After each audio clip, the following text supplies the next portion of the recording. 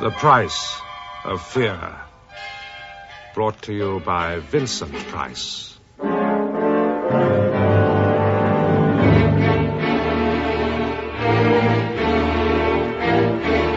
My little story for this week I want to call Come As You Are. You know that meaningless concession that gets added onto invitations to a party? You see, it's because the endless business of dressing up is such an integral part of my professional life that among my friends, my very positive reluctance to attend any kind of fancy dress party or costume ball is not only well established, but understandingly accepted. On a recent trip to London, I was genuinely delighted to find an invitation from my old friend Charles Vane awaiting my arrival. It wasn't until I'd reached that key and, to me, ominous phrase, "fancy dress will be worn," that my heart sank. The fact that my would-be host had crossed it through and substituted the words, "come as you are," afforded little by way of consolation. There can be few experiences so desultory as to find oneself sober-suited in the midst of a determined company of let's pretend Casanovas, paunchy Tarzans, and moth-eaten King Kongs. As I put Charles's invitation back in its envelope, I'd already instinctively decided to decline. But even as I mailed my politely phrased refusal to his kind invitation, I had the distinct feeling that I was not to be let off the hook so lightly. The 2 a.m. phone call confirmed my misgivings.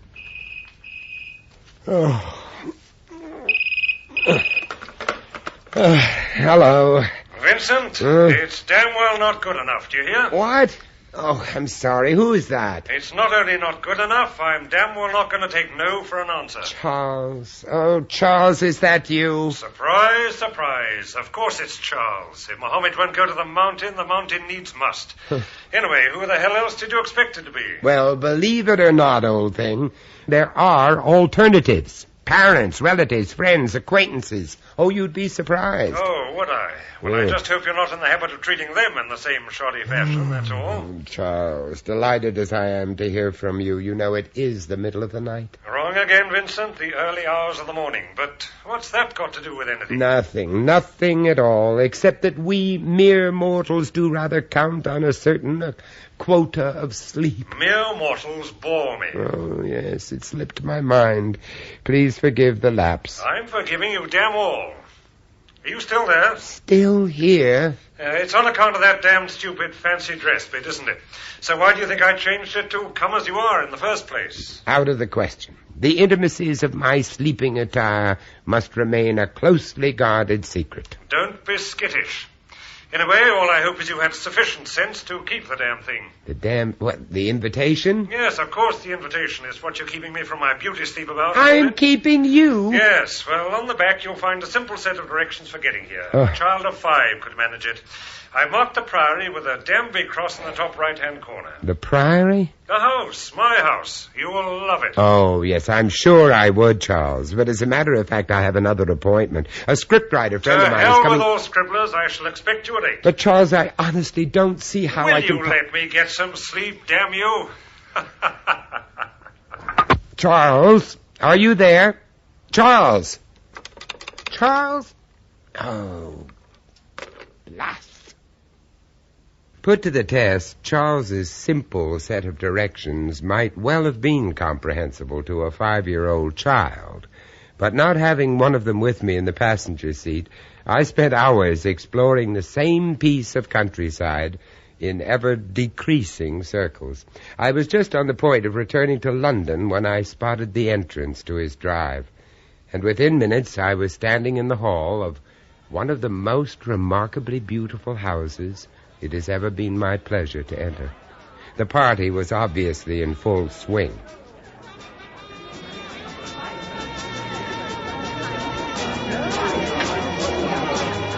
Ah, there you are. Let the festivities commence. Vincent, you're late, damn it. Oh, Charles, how good to see you. I've been ringing that ridiculous hotel of yours for the best part of the evening. What? Thought you'd gone and funked out at the last minute. Oh, I am sorry about that. Your directions weren't as explicit as you cracked them up to be. Huh? As a matter of fact, as a cartographer, your talents seem to be singularly lacking. Nonsense. If Columbus had had me aboard, he'd have found the New World there one hell of a lot sooner than he did. Anyway, seeing as how you finally made it, come along into the library. All right. We'll fortify ourselves with a brandy or three before I introduce you to the somewhat dubious delights of the snake pit. All right. There you go, then. What? Oh, I am sorry. Thank you. Yeah, you're miles away. Yes, I'm just taking it all in. The house. Yeah, impressive, isn't it? Beautiful, Charles. Cost me a pretty packet, I can tell you. Really beautiful. Point taken. Yeah, you're quite right, of course. The heathen financier in me. Always been under the impression they amounted to much the same thing. Anyway, here's to it. And to your health and to your house. Tell me about it. The Priory? Well, don't expect me to go into the full historic bit. But for all that, mentioned in the Doomsday, one of the gems of early English monastic architecture, you know the kind of thing. Well, I'm more than prepared to believe it. Yeah, the domestic conversions came later, but it's still pretty exceptional. Anyway, I first fell in love with the place about 5 years back when I was a guest here at a party. Oh?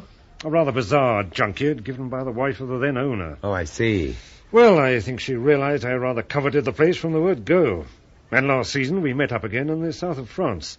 She told me her lifestyle had changed somewhat since our last meeting, and judging by the bevy of young Apollos she had in tow, I was more than prepared to believe it.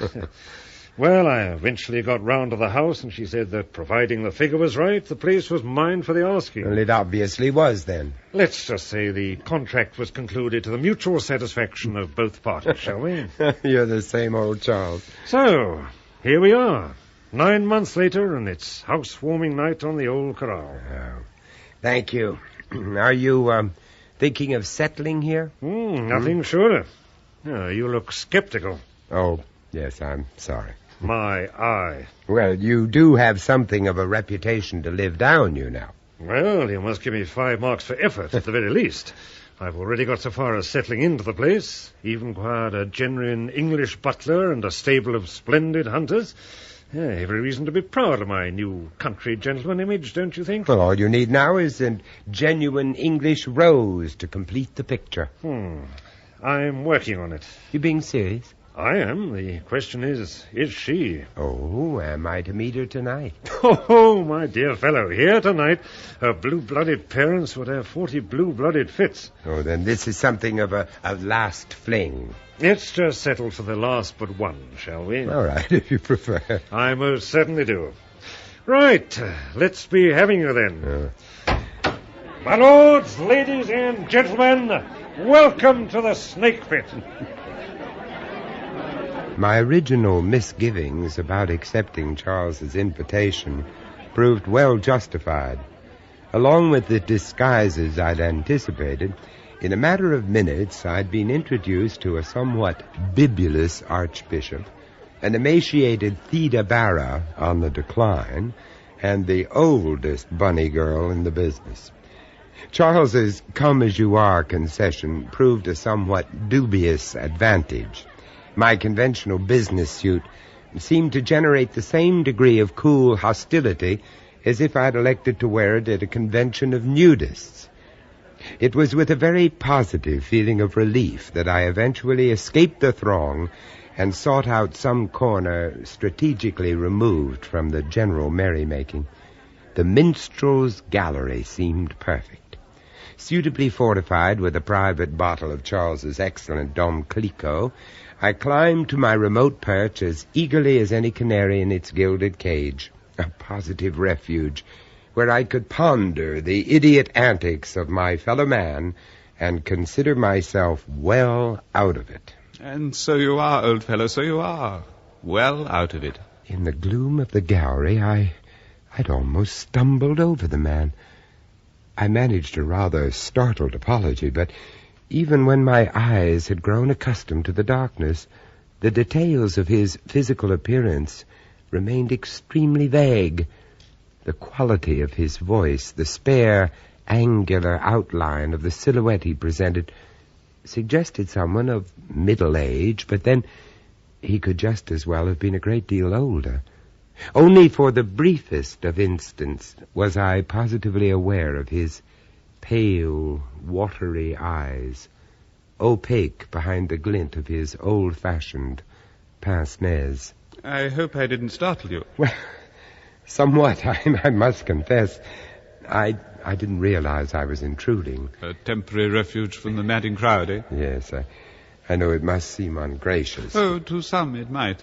For my own part, well, given the option, I'd have been abed and asleep hours ago. Oh, won't you take a seat? Oh, thank you so much.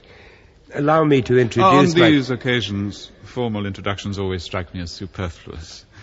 On top of which, I can't offer my hand. Oh? A somewhat unfortunate accident. Oh, I'm sorry to hear that. If I were to fetch another glass... Oh, it doesn't agree with me. But why don't you? Oh, thank you. I'm glad to observe that one of us, at least, had the courage to refuse being bullied into dressing the part. Fancy dress. As in some ways it might have been easier to oblige. The proverbial sore thumb, eh? Yes. In my own case, well, there was little option. Oh? My wife, you know. Huh? She positively revels in this kind of revel. But possibly you've already observed her. Titania in all her glory. Oh, yes. Yes, as a matter of fact, I have. It would be difficult not to. Well, extremely effective. Ridiculously pathetic. What? I can think of few sights so ludicrously tragic as a middle-aged siren aping the appearance and manners of a young girl half her age. Do I embarrass you? Well, Oh, you must forgive me, but her penchant for youth is so notorious, I now feel little reluctance to talk about it. Her companion this evening, for instance. Oh, you mean the young man in the costume You of have Harlequin? him. Yeah. Though the appurtenances of a gigolo might have been more appropriate. Oh? Her darling boy of the moment, Luigi del Potrello. The name means nothing to you? Del Potrello. Oh, yes, it does sound familiar. In most circles, it has a certain notoriety. The Potrellos are Italian merchants. Oh, yes. Extremely wealthy, hideously flamboyant, and totally without any distinction, taste, or breeding. Right from the outset, my home seemed in a perpetual state of siege. Billets-doux by every post, secret assignations, ridiculously extravagant floral arrangements. And then the ultimate indignity of having the scoundrel pay court under my very roof. To be made constantly aware of their asinine sniggerings, their barely concealed whisperings, their grotesque fondlings, the middle-aged lovebird and her twittering young chick. But it wasn't until he started implanting his obscene influence on the house itself that my anger and frustration reached full spate. How obscene. Yes, obscene. Isn't it extraordinary how something as seemingly insignificant as a mirror can underline the absolute bathos of one situation? Underline it with far greater emphasis than any of the indignities and infidelities that have gone before. Well, I'm not sure that I understand. You did say a mirror? Yes. One of his many gifts to her. A hideously ornate creation in the fashionable Florentine manner. You know the kind of thing. All gilt cupids, intricately entwined vine leaves. Yes, I'm afraid I do. Exactly, my dear fellow. Needless to say, quite out of keeping with the sober antiquity of my own furnishings. But a token of regard from her own darling boy, don't you see? And as such, to be blatantly hung in a place of honor. It seemed suddenly as if he were trying to destroy the very fabric of our lives. Would it be impertinent of me to inquire... What happened? Yes. No, but why not? It's probably common knowledge.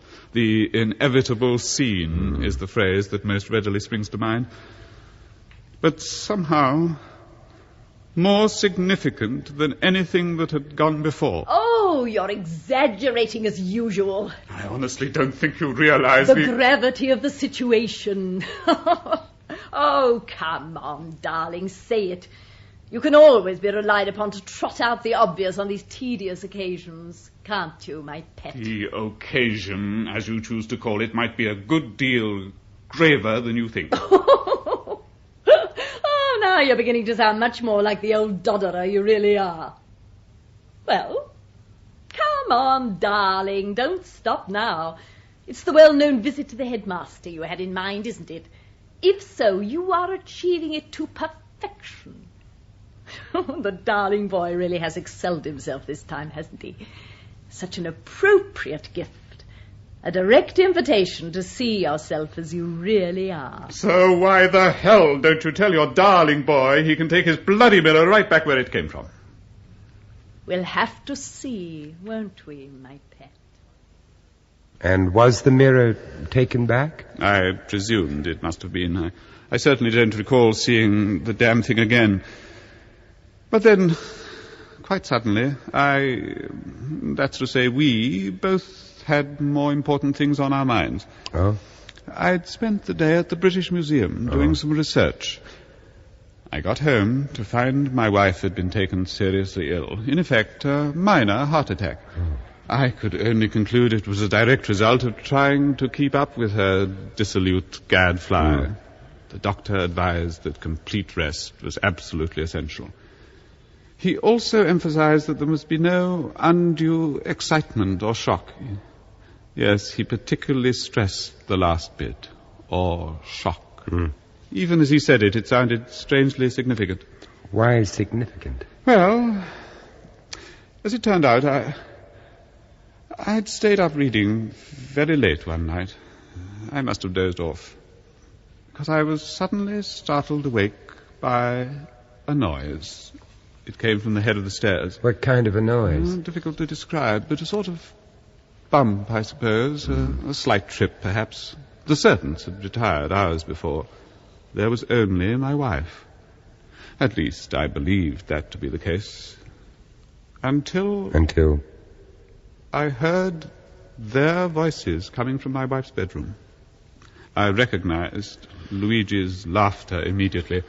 Then, after a while, there was only silence. I think that silence was the most difficult thing to bear of all.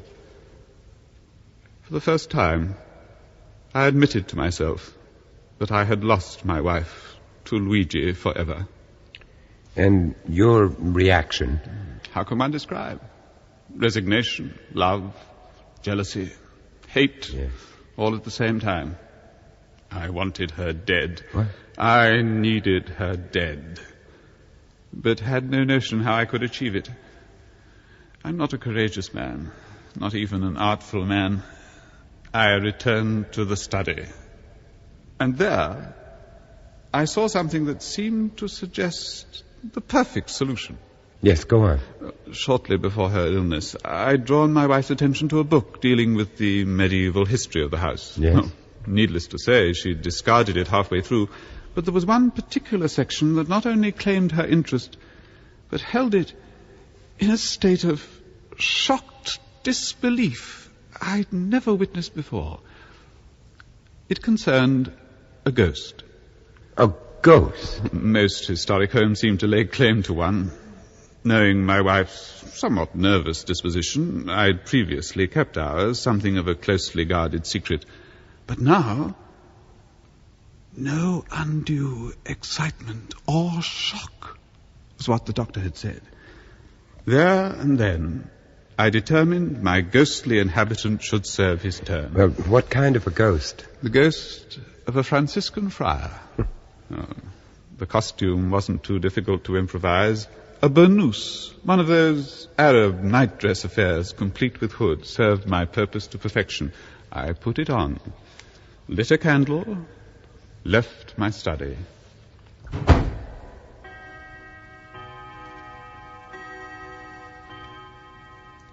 I crossed the hall.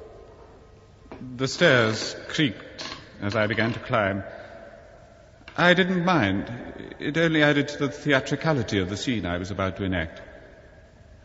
I could already imagine slowly opening the door of my wife's bedroom, hear her call out, "Who's there?" See the expression on her face as she watched in terror the spectre of the Franciscan friar loom towards her. Perhaps one brief, terrified scream. And then I just reached the top of the stairs, was about to cross the landing, when I saw it. The actual spectre there, confronting me. The face shrouded in its hood, the candle flickering in its hand, the eyes deeply socketed, stared accusingly into mine.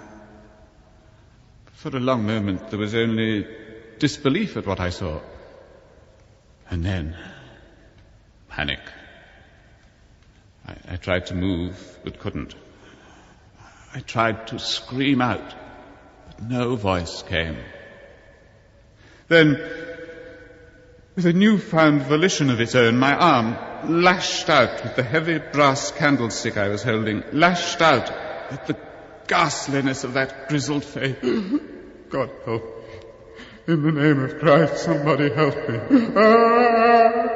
For God's sake, man. Oh, my God, Charles. Charles.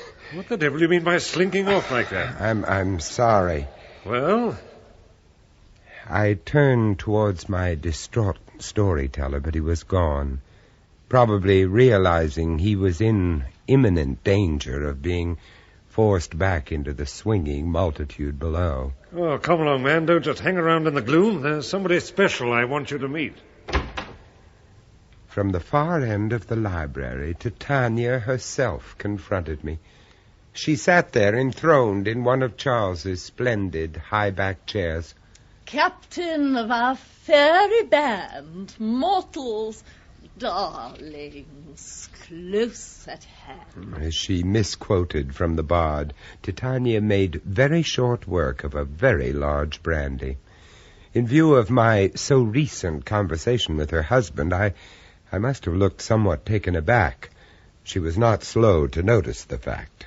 Something worrying you, darling. Well... Charles, be a dear. Titania's running low on nectar. Well, darling, you were saying... Well, I do apologize. It's pure coincidence, of course, but I've had the pleasure of making your husband's acquaintance. My husband? Yes. You did say my husband? Yes. Oh, damn you, Charles. You haven't gone and told every Tom, Dick, and Harry my little secret. You know I particularly asked you to keep it strictly entre nous. Luigi would be furious. Luigi? But that isn't your husband. Oh, what a damn fool I am. Now I've gone and let the cat out of the bag. You must have been referring to that dreadful old dodderer I was imbecile enough to spend the best years of my life with. Now, darling, we mustn't speak ill of the dead. The dead? Thank God. The best part of 2 years, isn't it, Charles? Even at the very end, the old dodderer proved as parsimonious and mean-minded as he'd been all along. Still, he paid for it. One of the few comforting things in life is that one can always depend on getting exactly what one deserves. Or deserving exactly what one gets. Oh, Charles, darling, you are being cynical. Anyway, I must away. Luigi has gone missing, don't you know? It isn't that I don't trust the darling boy, darling. It's simply that I don't. Goodbye, Mr. Goodbye. Charles, darling. Oh, it's been bliss. But Titania, darlings, must away to live and fight another day. What the hell was all that about? Charles, tell me about him, her late husband. Edward. Was that his name? Well, I only met the old stick once, and then very briefly, on my first visit to the place. This place? Well, of course. This was his house. He died here. Where? Where exactly did he die? You know, you look really peaky. Answer the question, for God's sake. Please, Charles.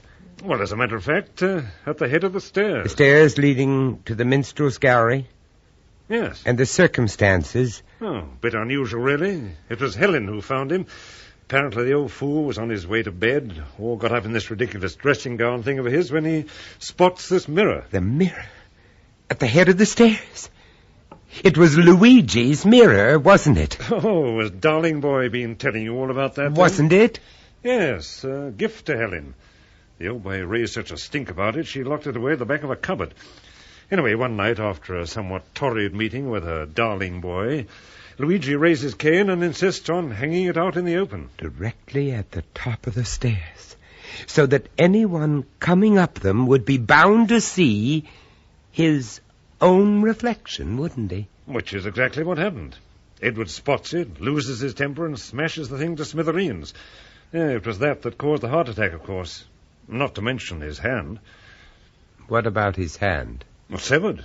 Quite severed. Extraordinary the violence that can be generated through a fit of jealousy, isn't it? I wish you'd have another brandy. Will you tell me what he looked like, Charles? Oh, Edward? Oh, do even better. Charles handed me a snapshot. It was faded, but I spotted him immediately. One face among many, but I'd have recognized it anywhere. Not because of any particular feature, but because there, staring out at me, were the same pale, watery eyes, opaque behind the glint of his old-fashioned pince-nez. I handed the photograph back. Oh, thanks. But might as well get rid of it. Oh. Not much point dwelling on the dead, is there? No, not much. Charles invited me to stay the night. I automatically refused. Some weeks later, he suggested we meet up again before he left on a business trip to the continent. The Priory was again suggested as a rendezvous, but in view of what had gone before, at the very last minute, I switched it to my hotel dining room instead. The decor hideously modern, the food bad, the waiters rude, the place positively bulging with people. I wouldn't have had it any other way.